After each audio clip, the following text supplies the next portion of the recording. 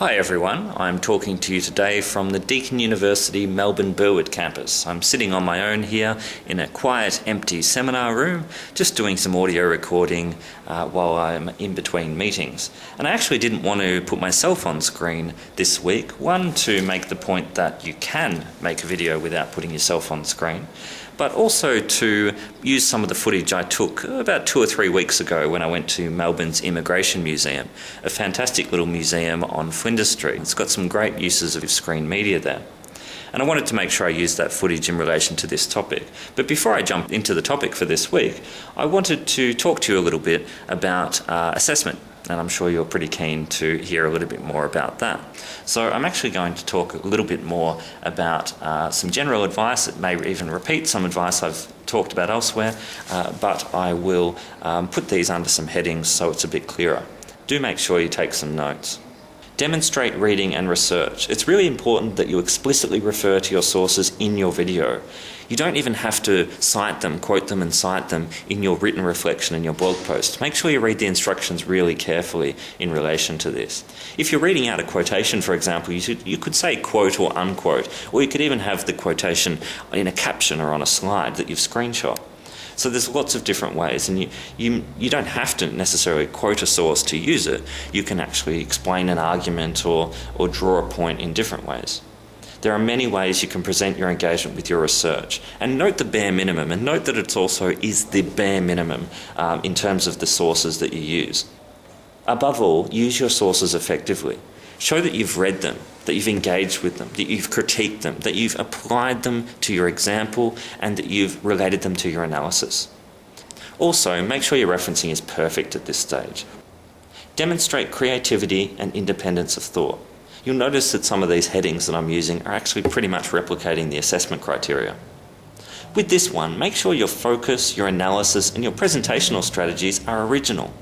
Being creative doesn't inherently mean entertaining us. A lot of students in the past have said, do we have to be funny? Well, that's one. Humour is only one of many creative strategies, and do what you're comfortable with. Creativity doesn't necessarily mean being funny. Using an opening title instead of just skipping straight to a talking head, for instance, is creative. It's good filmmaking. Get quality footage. We don't expect professional work that's fit for HBO here, but make sure you take into account background noise, lighting, and so on. You'll notice that in a lot of the videos I've made in previous years, the lighting is not fantastic, and when I sit in my games room now and I film myself talking to the camera, I've actually started to use something as simple as basically a desk lamp. If shooting with a phone, hold the phone horizontally. You've probably seen a lot of Facebook videos which are actually quite narrow in their footage because people seem to instinctively hold the phone upright instead of horizontally when they're taking video. Start early, try things out, and test things out. Experiment with different approaches to see what works. Try making a 30-second video and upload it just to ensure everything's hunky-dory. It's often quite quick to use digital media, but consider how long you would, could, or should spend on an essay to get a high mark. You'll probably find you'll spend more time on a video. Check your work against the instructions and assessment criteria before submitting.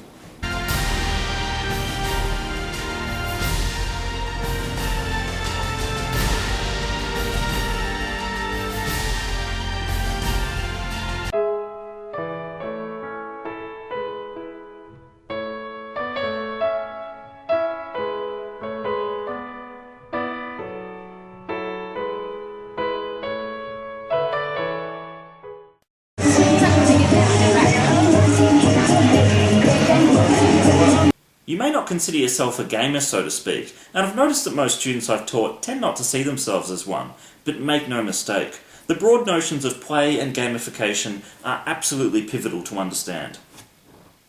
The idea of engaging people through play in order to enhance their knowledge and understanding is not exactly new, as any trip to Ridley Scott's Believe It or Not museum on the Gold Coast will show you. This is something I went to as a child, and still has a lot of the same things when I went there in 2013. Welcome aboard! Welcome aboard! Wake up, me honey, you own!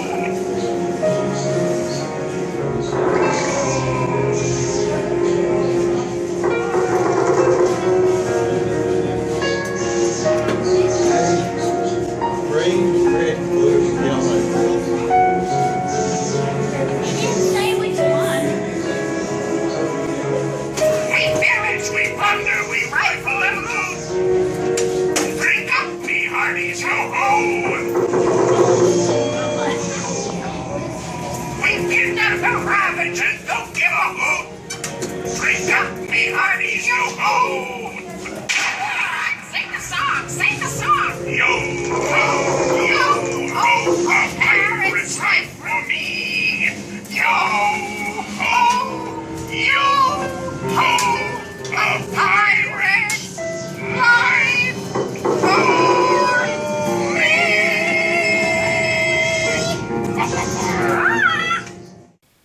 I've seen some very different efforts to engage the attention and interest of students since I myself was an undergraduate student at Deakin University's Warren Ponds campus from 2001 to 2004.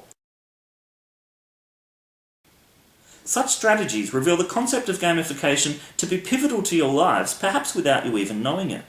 To do something a little bit different this week, I thought I'd give you a broad survey of some of the global trends I've seen in the intersection of digital media and museums.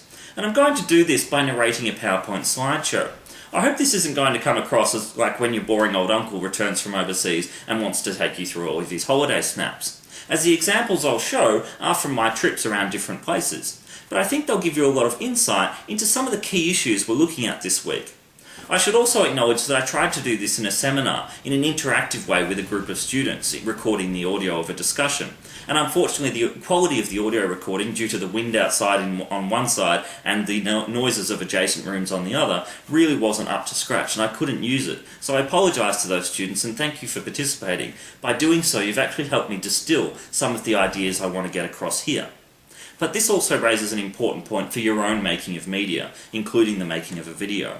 Don't expect to know the quality of the footage until you're able to review it afterwards, and you may need to go back and redo some things. So I'm going to start from what might seem to be a slightly strange position and address the intersection of digital media and museums by approaching it from the perspective of a little bit of scholarship done on the future of TV documentary. And David Hogarth reflected in his 2006 book Realer Than Real on what is the future of TV documentary, and he wrote that the most likely scenario is some form of enhanced multimedia delivery that will change the way documentaries are produced, put together and viewed at home or elsewhere. At the same time, interactive technologies could extend and deepen modes of engagement to provide a range of extra textual and ancillary spaces that recruit documentary audiences and could even enlist viewers as part-time producers who shape text through voting and other sorts of audience intervention. And just to relate some of these ideas, it's really interesting to think about some of the questions that Hogarth raises about documentary and the future of documentary, such as what direction might documentary take in the digital age, will the genre continue to be attached to a particular medium, and so on. If we transpose the term documentary and a couple of other words from these various questions in Hogarth's book with museums and different terms relating to cultural heritage, we get very interesting questions arising here too, and you can see the same ideas are really relevant. So what directions might museums take in a digital age? Will the museum continue to be attached to a particular geographical location? What new types of production and pleasure will museum exhibits entail? How will museums' traditional objects of representation, the physical artefacts we commonly associate with museums, evolve? Will historical artefacts retain their status as objects of representation? Will they be needed at all? Will physical museums give way to virtual digital models? And we've already got virtual tours and virtual museums popping up around the globe. Will museums continue to exist at all? So let's go around the world for a bit. I had a huge dinosaur fetish as a child, so I'm going to take you through a few exhibits first of all, and that were very close to my heart when I was growing up. And I'm sure that many of you find them pretty interesting yourself when you go into museums. And you can see that the number of screens with different degrees of interactivity in the Melbourne Museum is really impressive these days. Far different, far more pervasive than when I was a kid. It's very interesting in the bottom right image here how you've got the physical fossilised eggs related, or at least joined directly by a screen showing more information about what that entails. So you've got that interesting connection between the physical artefact and the virtual representation. What's really interesting with this photograph here, and what's really important, is that if you've got a blank screen, they're not going to go and see a staff member and say, can you please reset the system or get a technician in? You've lost the viewer or the visitor pretty much straight away. Here's a really interesting virtual representation of the physical exhibit itself. And it says here you can touch an animal to find out more. I mean, it's an interesting idea. Touch a kangaroo to find out more. If you touch a kangaroo in real life, you find out that it beats the shit out of you. But what's really interesting here is that you can explore and get further details from the virtual medium. You've got the use also of the space and the way in which virtual representations on walls, on ceilings, and so on, can be used, the ways in which spaces are used in a quite innovative way in the Melbourne Museum. What I really love about this image, it's not entirely random, it's basically set on a timer. Every now and then a little critter scurries along the floor at your feet, so it's really kind of an immersive environment is what they're trying to capture here.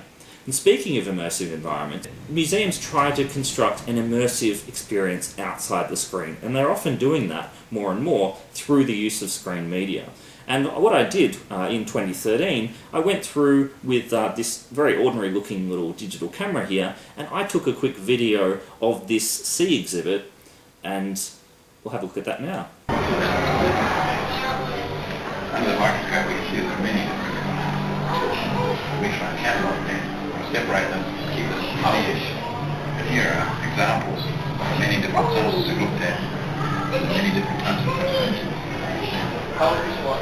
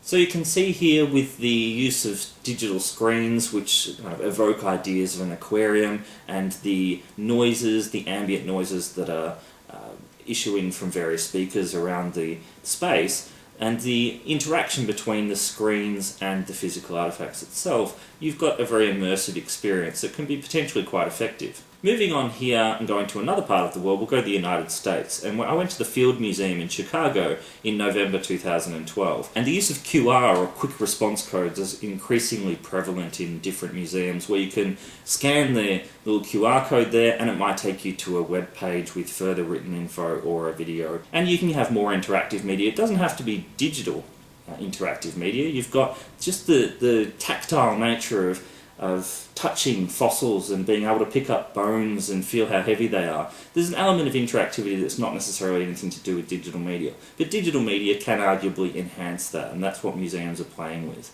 So even just pushing a button and selecting what you want to hear about. But you can see here, things can date very, very quickly, and that would cost quite a bit of money to replace. This was actually a very dark room where you see the mummy here. My flash of my camera is lit it up for us, but you can see what I was talking about before with the concept of gamification. And this will look very familiar when I zoom up on the instructions here. Use the controller to view the mummy inside and out, so you can see the different buttons and what they basically enable the user to do, and that might look incredibly familiar to a lot of people, particularly gamers. So is this the gamification of history? What does all this mean? Well, Stephen Conn wrote in 2010 in a provocative book he called Do Museums Still Need Objects? He wrote the place of objects in museums has shrunk as people have lost faith in the ability of objects alone to tell stories and convey knowledge. And the really important word in this sentence is alone, and I've emphasised that myself in italics, because he's saying people have lost faith in the ability of objects alone, of objects on their own to tell stories. So it's not that they're irrelevant anymore, but the digital screen media of our day may well help enhance engagement with these physical objects, so it doesn't necessarily replace them. So there's an emphasis on interactivity here, and the positioning of what I call the visitor viewer. The term viewer, obviously combining viewer and user, is in a different way from the producer. It's been used in earlier literature on digital TV multi-platforming, and I've adopted it for museums because we're not really talking about the producers or prosumers that we've been discussing in the unit.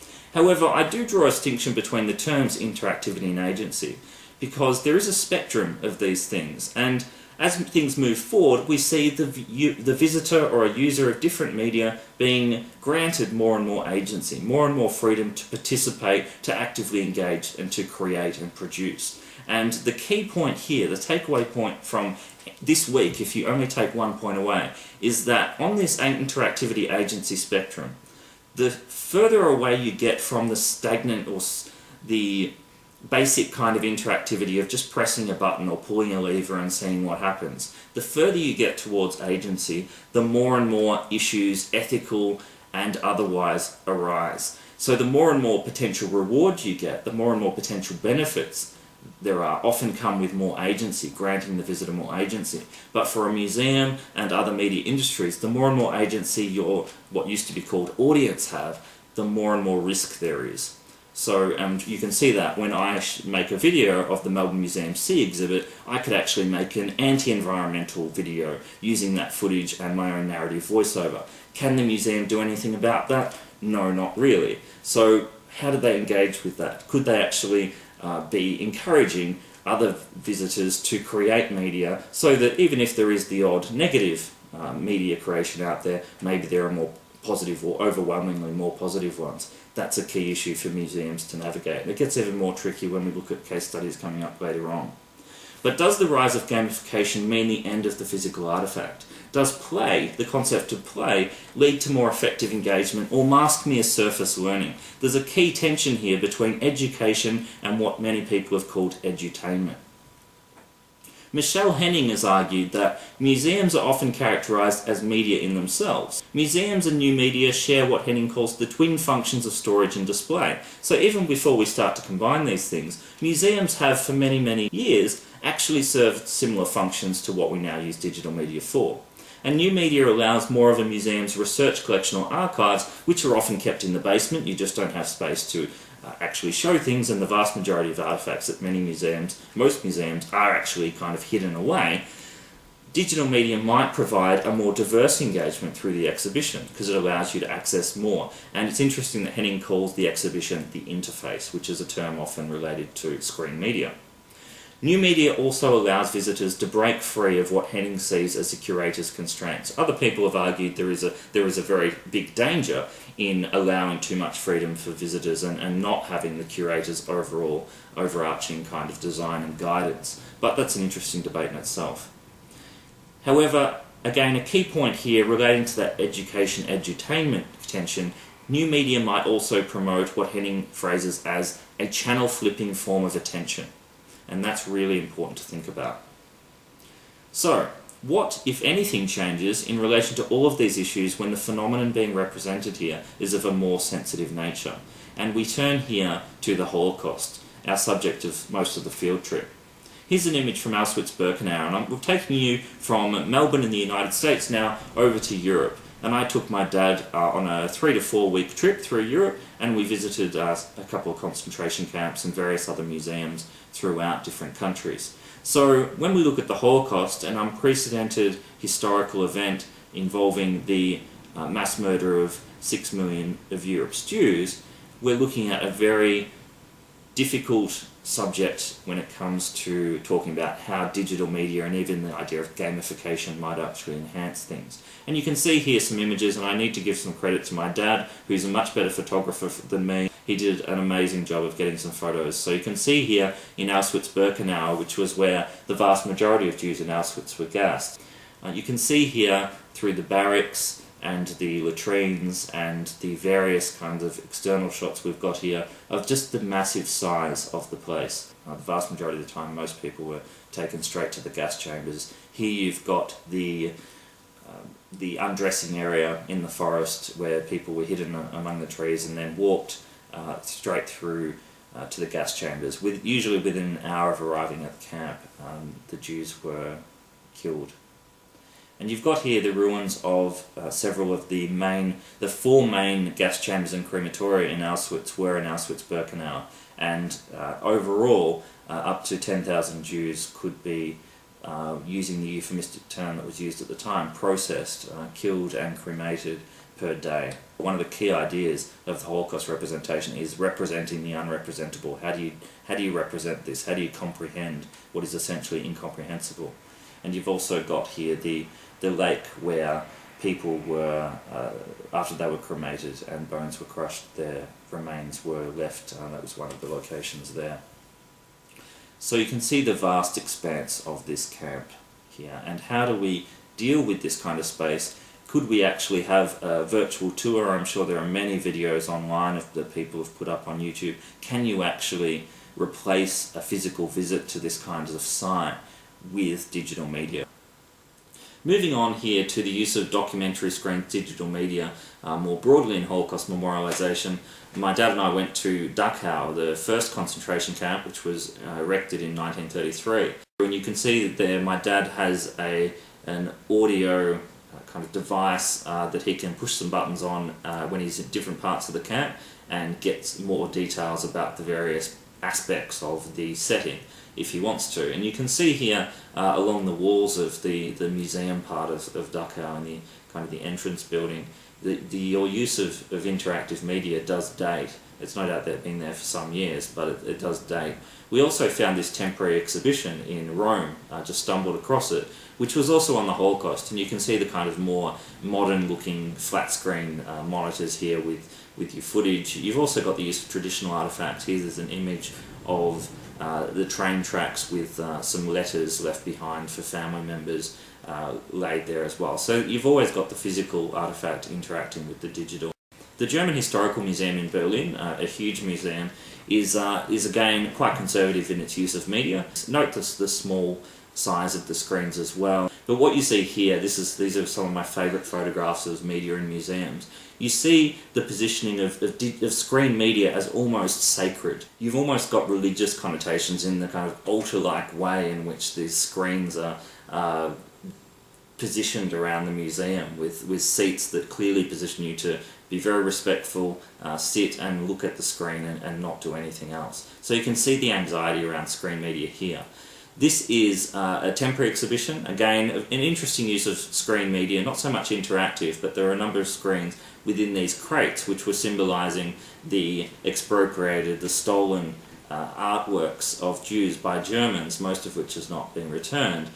And going forward to the Jewish Museum in Berlin, you've got two rather large buildings here. I'll take you through the large one on the right first, and then the more sort of jagged looking building there is another interesting strategy for representing the Holocaust. The Jewish Museum as a whole is not actually invested in solely or even mostly in the memory of the Holocaust. It's actually about Jewish culture and society more generally over the centuries, but there is some Holocaust exhibits. These images here really show that you've got a strong marginalisation of screen media and interactive media generally, things tucked away in the corner, almost just to be hidden away toward the end of exhibits, and that's quite telling when I saw that. And this is only a couple of years ago, obviously.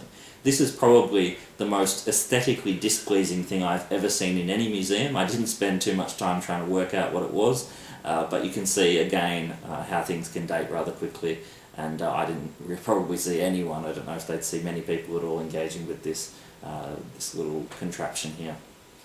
You do have some, getting more and more, this is obviously quite old probably by this stage too, but an interactive kind of storytelling device here too that you can click through. This is the Daniel Libeskind designed museum, which is based on memorialising the Holocaust, and it's interesting, there's absolutely no screen media involved, no digital media is utilised at all in this setting, so you've got an interesting kind of complete rejection of digital media.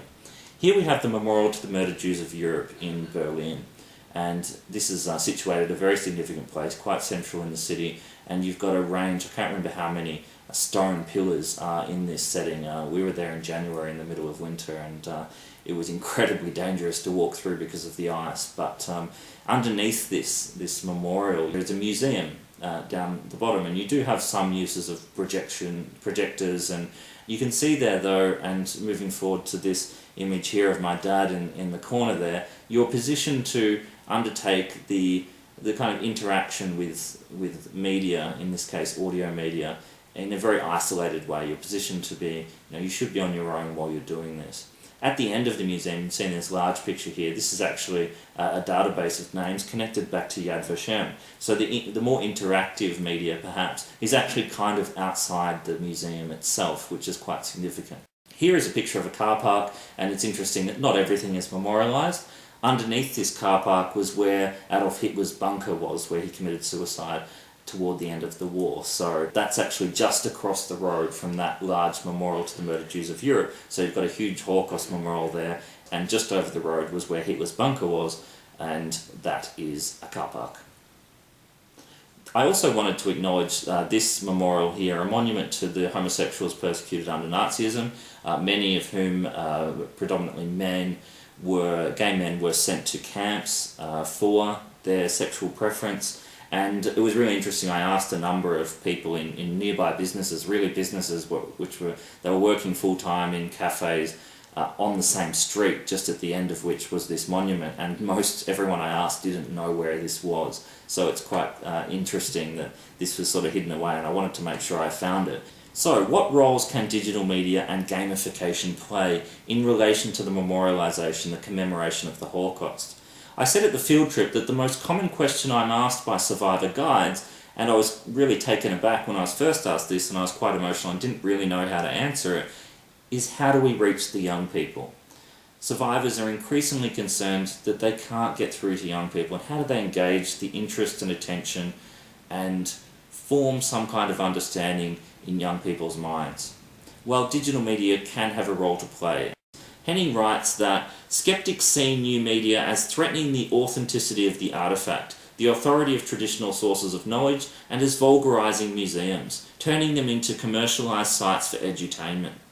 I suggest that new media is best thought of as a means to organise and structure knowledge and visitor attention in the museum, not as a means of communication or set of devices.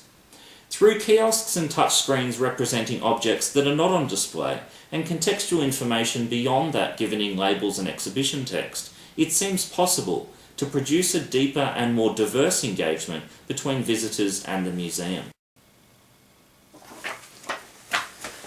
Tiff, I'm going for a walk. Yeah, I know it's 2 in the morning.